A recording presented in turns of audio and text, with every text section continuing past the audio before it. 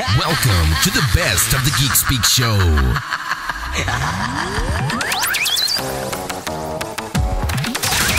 Hey gang, what's going on? Welcome to the best of the Geek Speak Show. Yes, we're done for 2012, no new shows, but we are going to do a couple of best of shows this week. Next week will be another best of show. We'll have a couple of new things like Mark Arnold's stories behind the stories. We'll have 2 new interviews for you, so listen for that. And don't forget, December 1st, we have a big old award show. Those of you who are regulars know that I've tried to do this before. The first year, we called it the Blankety Blank Awards, and just very off the top of our heads, just came up with whatever categories and just gave out, whatever. This is the first year that I'm actually going to make it, well, hopefully an annual, turns into an annual thing. Depends on how this one goes, but I got a feeling it's going to be pretty good. They're going to make it an annual thing now. Came up with a name, the 2012 Year-End Geek Awards. Not Year-In Geek, Year-End Geek Awards, because it's the end of... Yeah, you get it. You guys are smart. You get it. So the 2012 Year-End Geek Awards. It'll be December 1st. We're going to record it that day. For this year, though, I'm going to keep it just amongst us here, the staff, Joel, Jay, Rachel, myself, and the people behind the scenes and people involved in the video show also. We're not going to get you guys involved except to listen and enjoy and disagree and fight over it and, whatever else you do. Next year, when it becomes an even bigger event, then we're going to get you guys involved and go ahead and vote for whatever you think is the best movie, best everything. You'll see. But again, December 1st, tune in. Well, you can't really tune into your computer, can you? But come back here to the website. It'll be up there for you. We're going to leave it, the whole month of December is going to be up there for you guys to listen to. Listen to it when you're at home over Christmas, opening Christmas presents, and agree or disagree and fight with your family, and especially if you're a family like Rachel, who they are all super geeks. There's going to be some disagreements on some of the things on there. So that's December 1st. Also, this is the last week for you guys to sign up for the newsletter that's coming in 2013. And also the last chance for you guys to maybe get something from our prize closet, or 2 of you will be lucky enough to get an autographed 2013 Yaya Han cosplay calendar. I talked to Yaya. I believe she's almost sold. She's got a few. She's almost sold out. The autographed ones, not sure if she has any more left.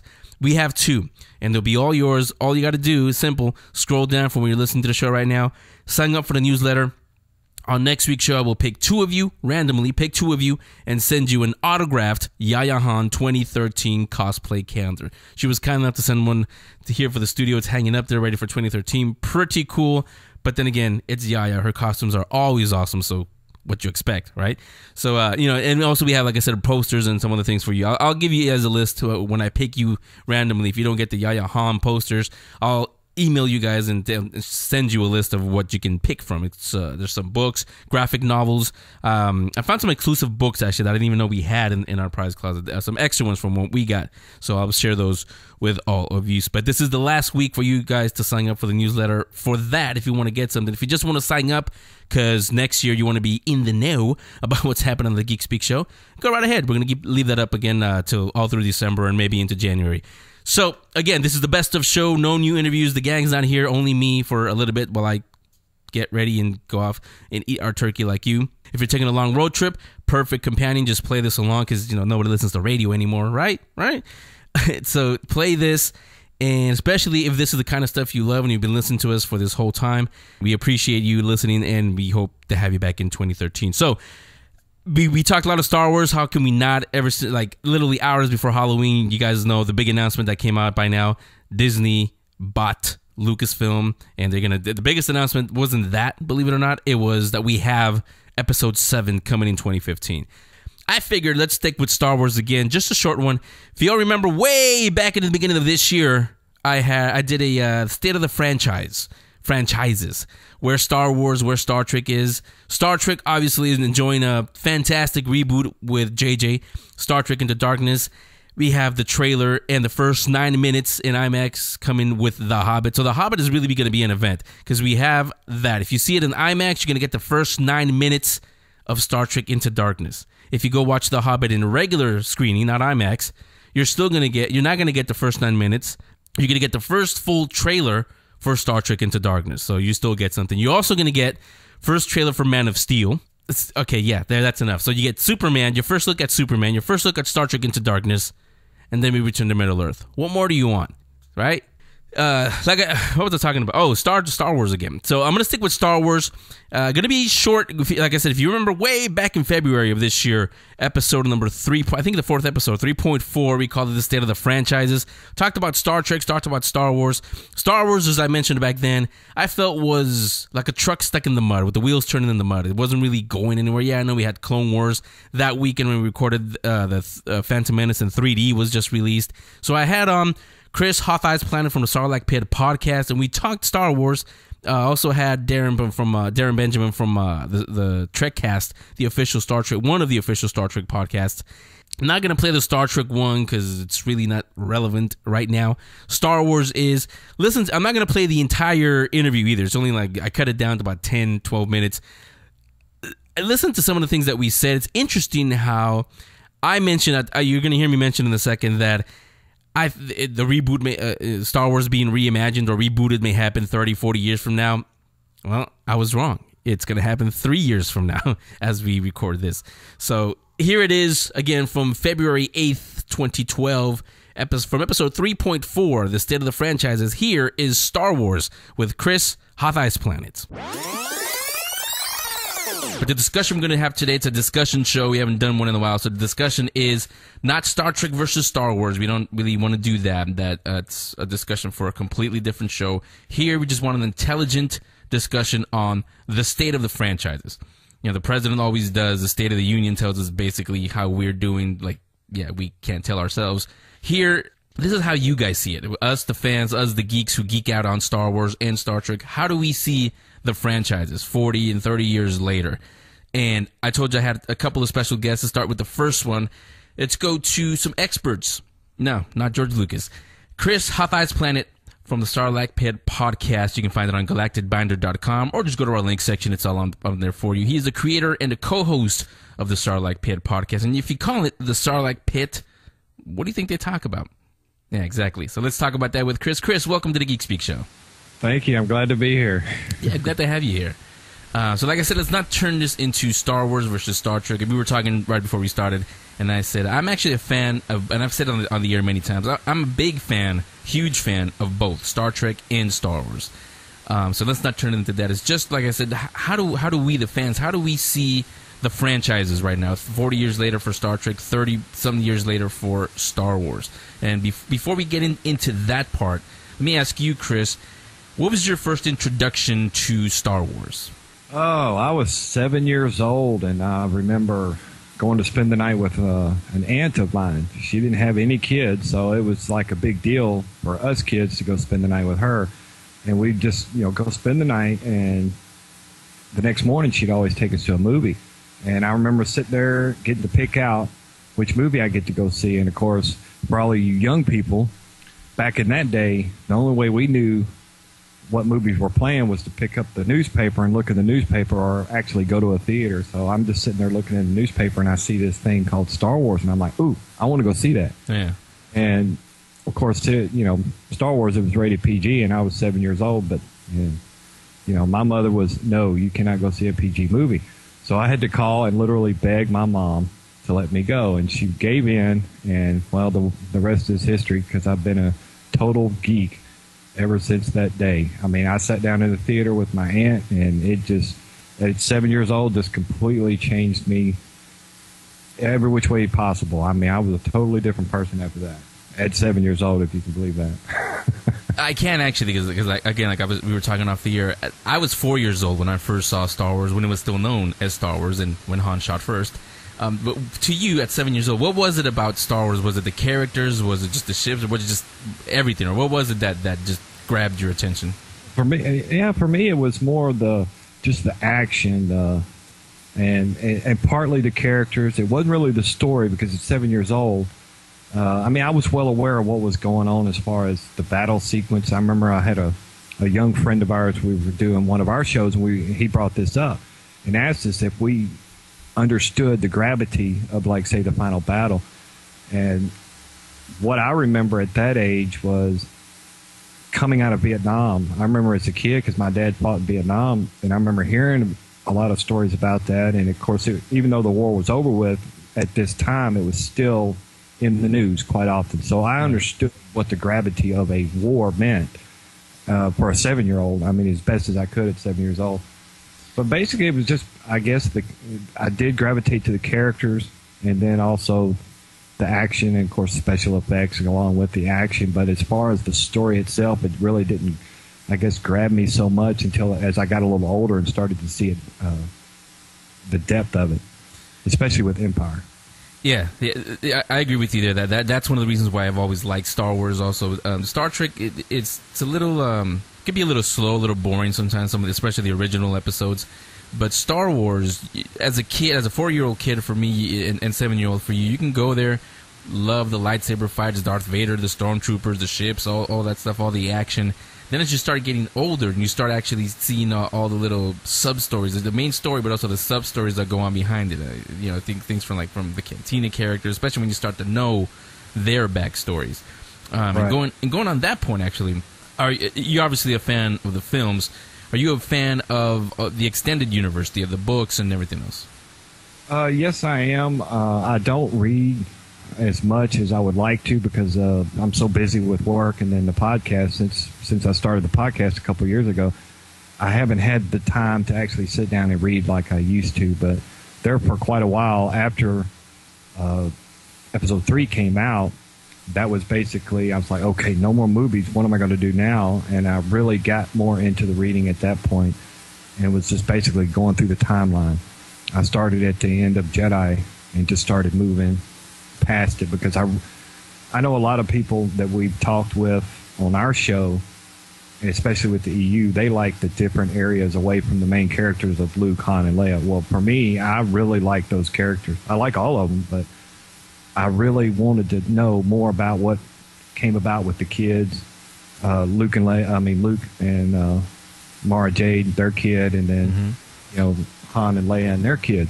And so I got to start reading a lot of that. And right now, about the only thing I really read is some of the comics because they're easier, they're quicker to get through than an actual novel because I just really don't have the time to sit down. But I really like the EU myself, but primarily it's the movies. Yeah, and again, we're talking to Chris, Hoth Ice PLanet, creator and one of the co-hosts of the Sarlaac Pit Podcast. You can find it on galacticbinder.com or on our link section. It's all easy in one place there for you.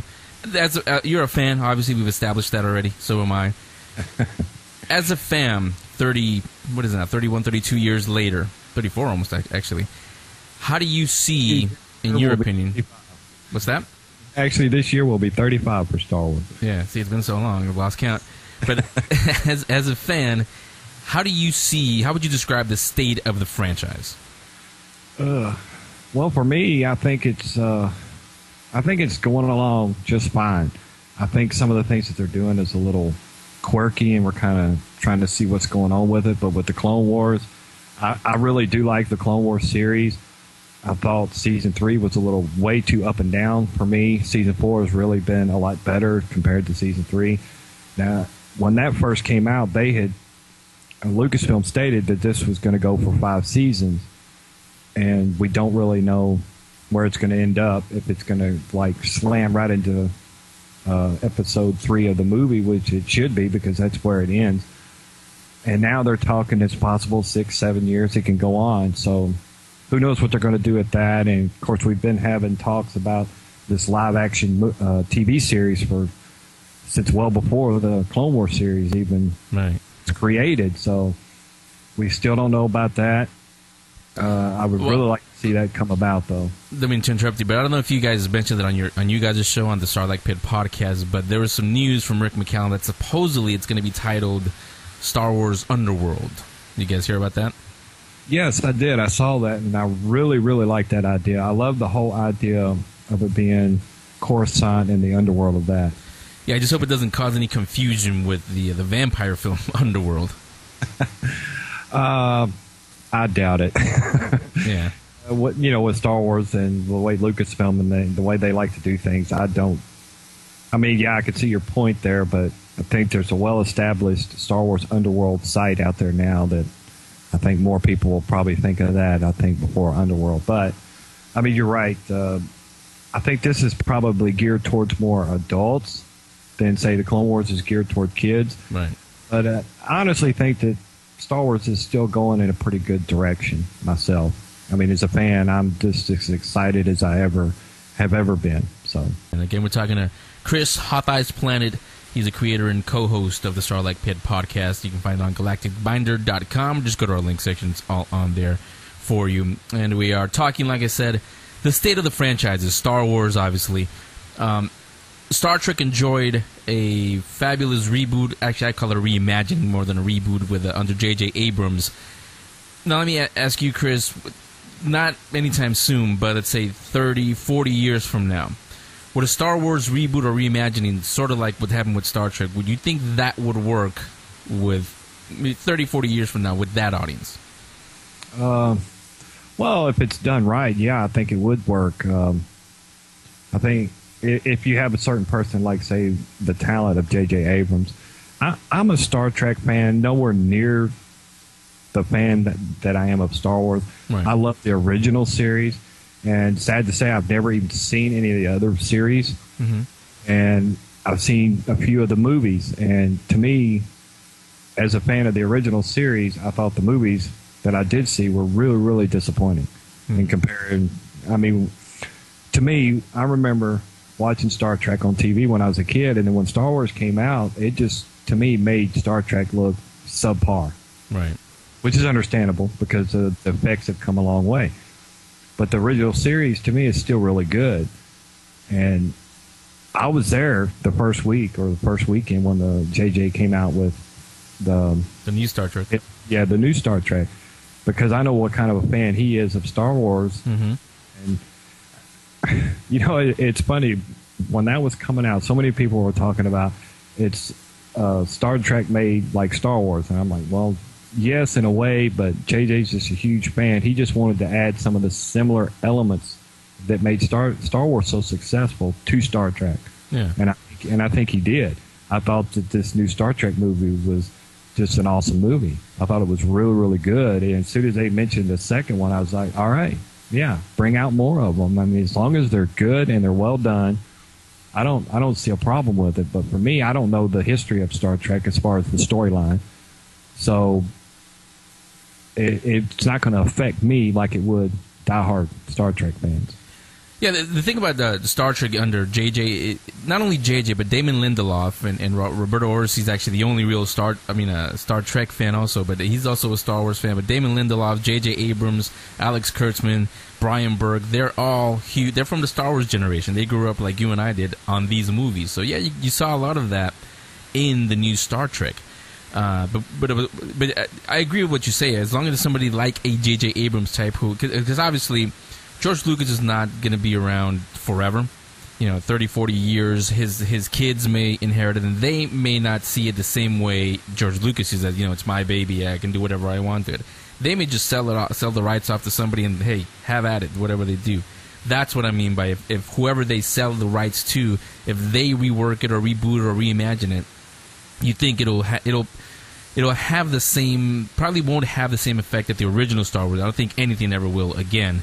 That's right. A once-in-a-lifetime thing. But do you think it'll hit the way this Star Trek hit? Oh. Well, with the way things are going with Star Wars now, I don't see it that way. If there's a dead period like with Star Trek, because I think a lot of what made Star Trek, what made the new one such a big hit is because there really wasn't anything out there for Star Trek for quite a while. I mean, the TV shows had run their course, and they weren't on TV for a while. So when this came out, I think there was enough time in between that it got this kind of a huge reaction. I think that if Star Wars continues the way it does, always having something out there, then no, I think it would probably fall flat on its face, depending on who does it. But I also think a lot of this right now, I don't know if you've seen the article, the so-called article of George Lucas retiring, which yeah, we talked about it actually. I don't really understand that, because to me, you read the article and you're like, okay, he's still going to do the next indie movie. He's still going to deal with the Clone Wars. He's still going to deal with this upcoming TV show. So what's he retiring from, really? I mean, I think to me, that sounds like a first step of handing the reins over to somebody else. To be perfectly honest, that's kind of the way it feels to me. And if it's handed over to somebody like Dave Filoni, hey, I'm all for it, because I think Dave Filoni is one of the right guys right now to take care of the franchise in the same manner that George has. Yeah, because he gets it. Yeah, he does. And he's there. He's been around George Lucas. And the one thing that I do like that a lot of people that are just the movie people that don't care about the EU, well, Dave Filoni does care about the EU. He's well aware of what happens in the EU and how it affects what they do down the line. And yeah, they've had some brushes with things throughout the Clone Wars series, and that's strictly because of Lucas. He goes to George Lucas and, well, George, it was done already in the books this way, and he's like, yeah, okay, but I still want to do it this way. Well, I mean, what are you going to do? Seriously, You're going to tell the creator of his movie what to do with his movie. So yeah, I mean, you don't know what you're talking about. I know you created it, but you don't know what you're talking about. Yeah, how can you tell him that? Exactly. Yeah, I was just thinking right now, actually, about the Star Wars reboot. One thing about the Star Trek reimagining that did work is, number one, it went back to the original characters. Like we started the conversation, the biggest thing about Star Wars for anybody, whether young or old, is the characters. We fall in love with Luke, with Han, with Chewie, with Princess Leia, R2, 3PO, everybody there, Yoda. We fall in love with them. Now, if they reimagine them, can you really see, Luke, Leia taking same characters, different actors, of course, but a completely different path, like what we did with what we're seeing now with Kirk, and especially with Spock, the emotional Spock now? Yeah. No, that would not work at all. To be, at least in my mind, it wouldn't. I think if they were to do something like it, probably wouldn't really even be a reimagining if they just took another time period in the EU, say like picked up with the Legacy, which is a descendant of the Skywalker family, and start there and carry on from there. That could work, or even go way back in time, go way back before Luke and Leia ever were, imagined. Go back to when Yoda was young or something. To the Old Republic. But exactly, the Old Republic. And I mean, we've discussed this on our show as far as I would even like to see if they took young, hot directors, and J.J. Abrams was one of them. If they gave the reins to Dave Filoni, and then he pick and choose some of the best young talent that's out there, like a J.J. Abrams or other people of his caliber, and let them just make a movie throughout the timeline, or make a trilogy of movies. I think that would be completely wonderful. Even if they went back to the drawing board and did some movies based, like, say, the Force Unleashed, or even the quality of the Old Republic in that form of animation. I mean, I'd be right there to watch it. I know a lot of adult fans that are original trilogy fans would be there to watch it. Yeah. But and the way you're talking about the way they did Star Trek and going back with the original characters and starting basically when they first met, that would not work at all with Star Wars, because that would really throw a monkey wrench into the whole history.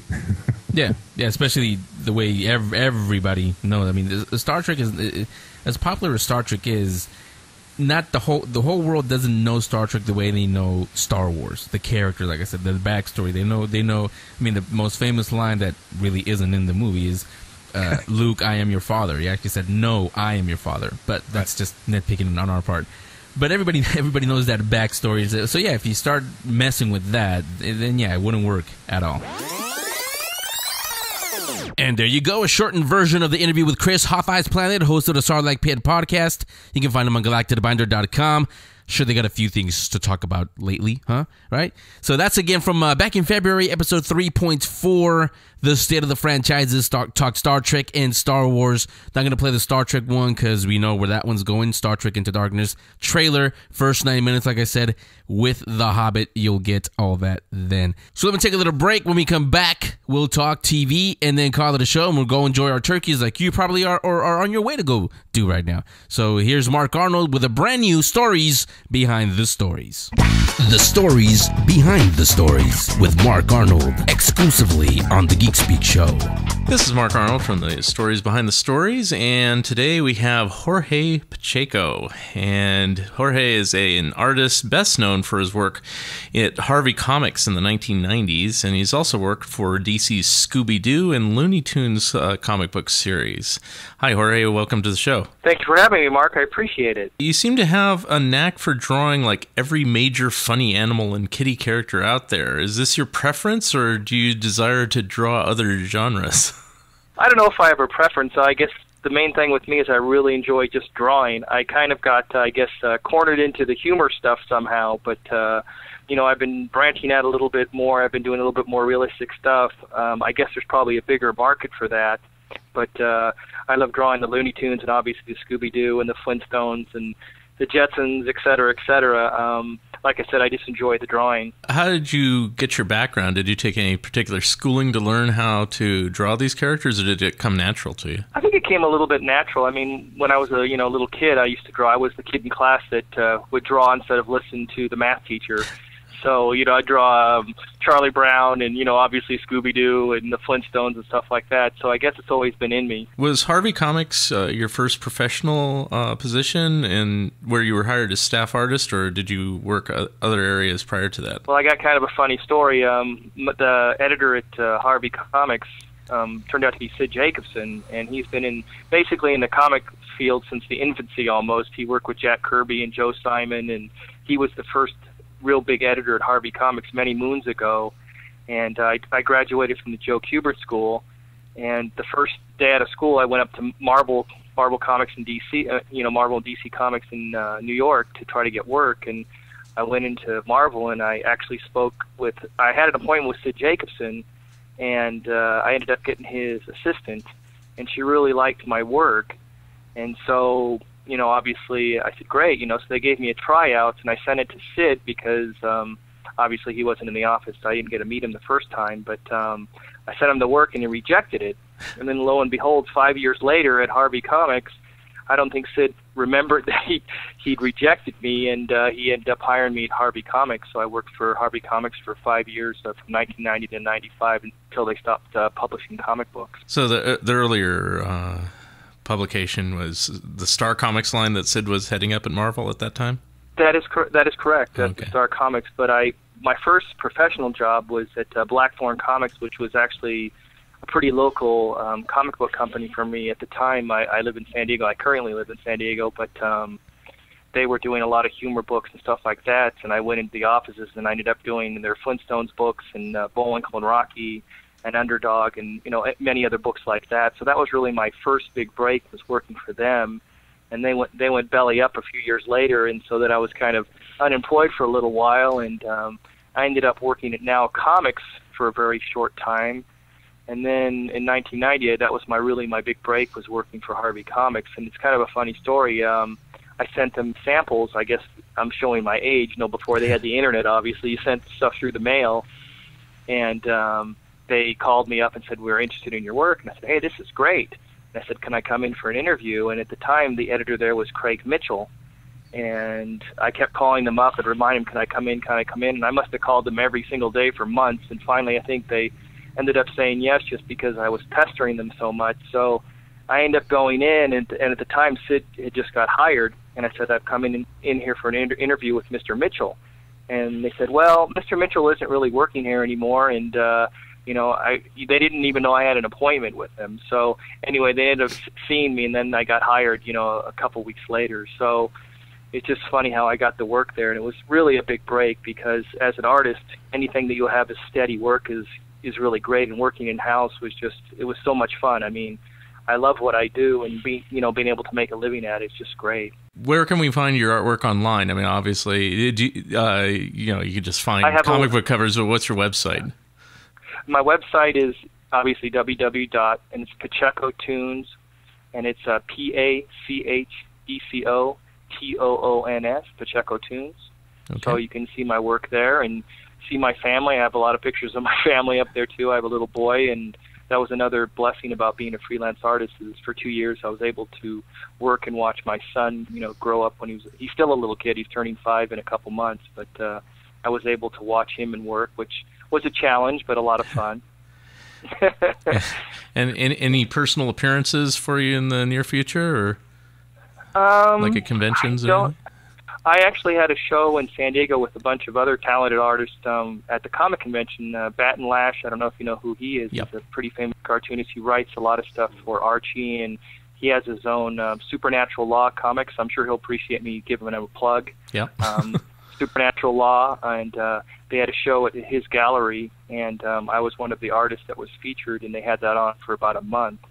So that was very exciting. And there's a lot of little conventions I still go to, and locally the San Diego conventions, and they have one at the Town and Country. I'm thinking about showing my work there. And I guess there's no other place other than just checking out my work online. I guess that's the best place to go. Okay, well, we'll do that. And I want to thank you again, Jorge, for being my guest today, and I appreciate the time. I really appreciate it, Mark. It was nothing but a pleasure, and if there's anything else you need from me, please don't hesitate. Okay, I will give you a call. Thank you very much. Buddy. Sure. You can hear the complete story behind the stories by going to funideas.50webs.com. That's 50webs.com. funideas.50webs.com. The stories behind the stories, exclusively on the Geek Speak Show. I'm Ralph Bakshi, and you're listening to the Geek Speak Show. The Geek Speak Show is a place you eat, but this is the Geek Speak Show. Have fun. I had a ball. Until 2001, it just hit me while I was listening to Ralph Bakshi there. Until 2001, Ralph Bakshi was known as the only one who successfully adapted J.R.R. Tolkien's Lord of the Rings and the Hobbit trilogy. Now, we're going to get The Hobbit, so he won't be the only one. He'll be joined by Peter Jackson. So that one again from WonderCon. If you guys didn't see that interview, shame on you. You call yourself a fan? Go to our YouTube page, Geek Speak Videos. It's all on there, our WonderCon coverage. You get the whole interview with Ralph Bakshi. He has some pretty cool and very interesting things to say about animation in general, but especially animation today, and how he sees Disney, the original Walt Disney, not the Disney company of today, because I'm pretty sure some of you may agree with the things he says about the Disney company of today. But anyway, welcome back to the Geek Speak Show. Let's finish it off as we do every week. We'll do TV talk. We got our first cancellations. It's not the ones we talk about here.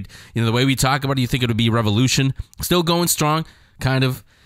Honestly, my wife and I watched it this week, and we got through the first 5 minutes before the first commercial break. We were asleep, so we just turned it off and went to sleep. It's on our DVR. We'll probably watch it sometime later this week before we watch Turkey or after the Turkey. But then we'll be too full and we'll never mind. So it's on there. And I got to agree with Joe what he said a few weeks ago. Not really too much happens. It's kind of slow. I mean, it's got a little bit of action, but it's kind of slow, really. So we'll see if anything happens in the coming week, or if it even survives. Two shows who did not survive, however. We do have our first two cancellations of the new fall season. One I didn't really watch, and looks like nobody else did either. That's why it's gone. Last Resort on ABC. That was the one about. We never really talked about it. It wasn't geeky per se. It was about the nuclear submarine. That's I don't know. All I know is a nuclear submarine, and I don't know about that. It lost me there, and obviously nobody went to see it, so it's gone now. The other one I did watch, and I have mentioned a few times there on the TV Talk segments. 666 Park Avenue. Canceled. Terry O'Quinn now I guess can join Michael Emerson, maybe Person of Interest, or maybe Odd Jobs, the one that was supposed to team them both up, was from JJ, but hasn't happened. Maybe now that he doesn't have to worry about 666, they can team up there. But we're going to get the final, I think, however many episodes are left, we're going to get that, so they're going to let the season finish off at least, and then no more 666 Park Avenue on ABC. Aaron, I would say, it hasn't been made official, but I would say Revolution has to be on the bubble. Ratings went down the last couple of weeks. Supposedly it went up a little bit this past one. Again, it's on my DVR. I honestly fell asleep, so I don't know. It's on break, one of those famous breaks that it's known for. But it is getting interesting. A couple of weeks ago I mentioned how Fringe was slowing down a little for me, and it seems like, it's just trying to find Walter's videos. Well, a couple of things happened. One, action's picked up a lot, and Remember last year we talked about maybe Peter's going to be an observer. Remember that trailer that they showed at a Comic-Con where the final scene, it was actors, different actors, and some unknown actors, but different actors, name actors, including Hurley was in there. Jorge Garcia, he made a little cameo. But people, this is when the Where is Peter Bishop campaign started. Few people sent in their tryouts, their audition videos, and trying to be Peter Bishop. The very last one was Joshua Jackson, but if you remember, he was made up as an observer. He wasn't shaved. Obviously, he didn't shave his head, but he had on one of those bald caps, and the eyebrows were shaved off. Probably was all makeup, of course, but he was wearing the observer hat, and we all said, now he looks like he is becoming an observer, isn't he? So he does have the observer powers, but again, we gotta wait 3 weeks till it comes back. The Walking Dead was also good. Still not, when you try to follow an episode of like Killer Within, it's kind of hard to top that one, but the show is getting good. Michonne finally looks like she's going to join Rick and the gang, and the governor finally looks like we're going to get to see the battle between the Rick and the gang and everybody at Woodbury. So we'll see what's going to happen. That one also has a couple of episodes, and it goes on its break. Say that fast 5 times. Goes on its break till February. So all of the shows that we like are going on their winter break. Then they'll come back. Which I shouldn't complain because we're doing the same thing, right? So that's our TV talk for this week. Now let's go enjoy our turkey. You go enjoy your turkey if you're not doing so as you're listening to this show. If you are, thank you again for letting us be a part of your Thanksgiving soundtrack. If you're listening to us on the way to or way back home from Thanksgiving, hopefully you're not stuck out there with the Black Friday stuff. And if you are, if you had lightsabers, swing them away and get people out of here. No. We don't want inside violence out there. Just be careful out there. Don't get crazy. And remember, if you don't get what you're looking for, there's always the next day. Hello. It's not like it's the last time it's ever going to be on sale.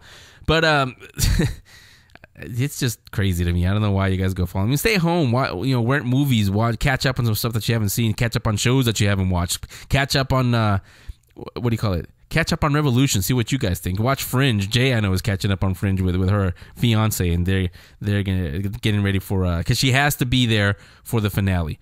I think they just started the last season, so they're almost caught up to us. They'll probably catch up over the break, and then they'll watch it live, and she'll be able to talk about it during the TV talk when we come back in 2013. A couple of things before I get out of here. Don't forget, sign up for the newsletter.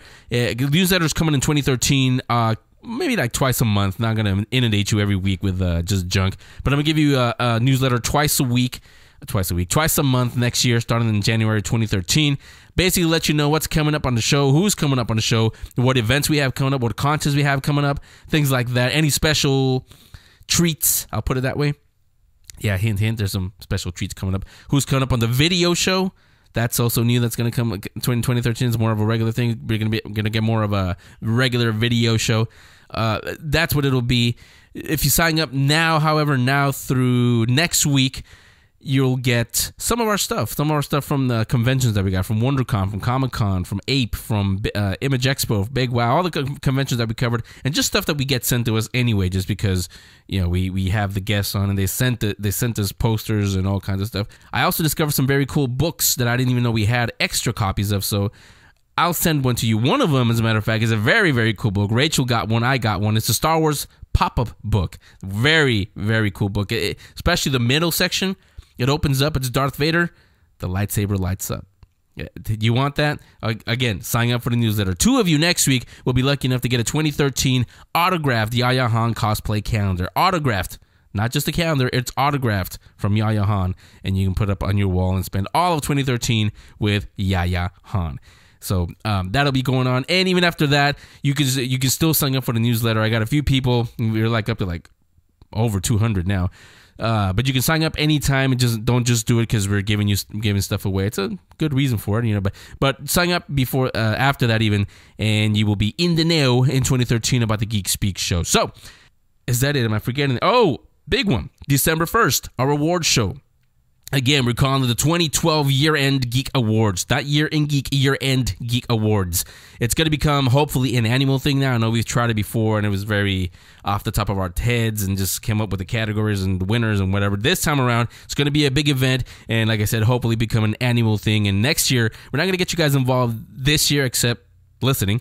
Next year, we'll get you really involved. We'll get you voting, and we'll just make it a whole thing. So, but this year, December 1st, the first... hopefully annual, hopefully to become annual, I should say, 2012 Year-End Geek Awards. So be on the lookout for that. So now, that's it. As we say every week, come on back next week, best of, and we'll speak more geek.